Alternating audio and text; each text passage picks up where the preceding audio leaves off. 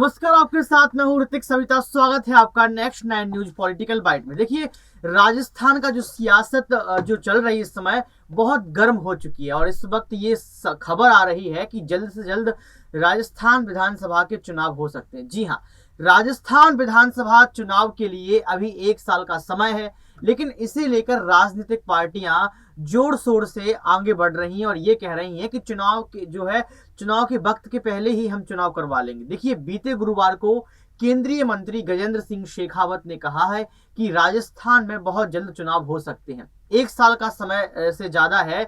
उन्होंने 1 दिसंबर को जयपुर के दशहरा मैदान में जन आक्रोश रथ रवानगी के दौरान यह बात कही है। उन्होंने कहा है कि जल्द ही चुनाव करवा लेंगे। देखिए, चुनाव आयोग ने यह फैसला नहीं किया, लेकिन बीजेपी के नेता ने यह फैसला कर दिया कि जल्द ही चुनाव करवा लेंगे। और अभी ये समझ सकते हैं आप कि कितना वक्त है राजस्थान के चुनाव के लिए।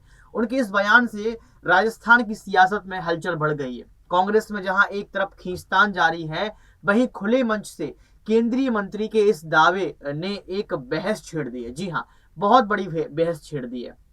राज्यसभा सदस्य किरोड़ी लाल मीणा ने भी सीएम अशोक गहलोत पर जमकर हमला बोला है। सरकार और अफसरों के बीच बढ़ रहे तनाव की चर्चा बहुत तेजों से हो गई है और यहाँ पर आप समझ सकते हैं कि जो तनाव है वो कहीं ना कहीं कांग्रेस की तरफ से आ रहा है और जिसको बीजेपी बिल्कुल भी नहीं छोड़ रही है। यहाँ पर बयानबाजी कर रही है और कांग्रेस पार्टी को घेर रही है। गजेंद्र सिंह शेखावत ने कहा है कि इस सरकार के पास बस कुछ दिन और समय बचा है।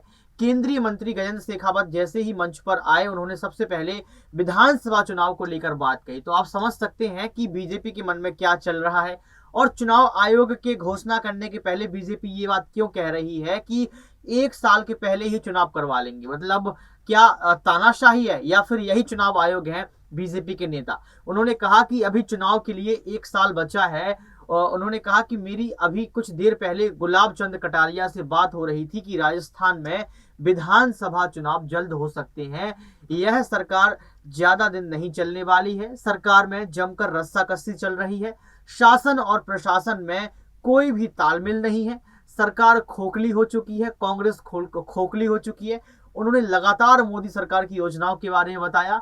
केंद्रीय मंत्री ने बीते दिन कहा था कि बीजेपी के पास पीएम मोदी का चेहरा है। मोदी के एक फोटो सब पर भारी होती है। नरेंद्र मोदी हमारे नेता हैं, हमारी आन बान शान है, बाकी हम सब तो कार्यकर्ता हैं। राजस्थान के 1 करोड़ और देश के 22 करोड़ बीजेपी कार्यकर्ता की फोटो पीएम मोदी के चेहरे में समाहित है। वहीं वसुंधरा राजे ने सीएम गहलोत पर कोई हमला नहीं बोला, बल्कि उन्होंने बीजेपी की कार्यकर्ताओं को एकजुट होने की बात कही। आप साफ तौर पर समझ सकते हैं कि हो सकता है कि आपको जल्द से जल्द गुजरात के चुनाव देखने को मिल जाए, क्योंकि यहाँ पर बीजेपी बड़ा दावा कर रही है और बीजेपी के दावा आपको पता है खोखले नहीं होते। आप इस विषय में क्या सोचते हैं, कमेंट बॉक्स में जरूर बताएं। आज के लिए सिर्फ इतना ही। देखते रहिए नेक्स्ट 9 न्यूज पॉलिटिकल बाइट।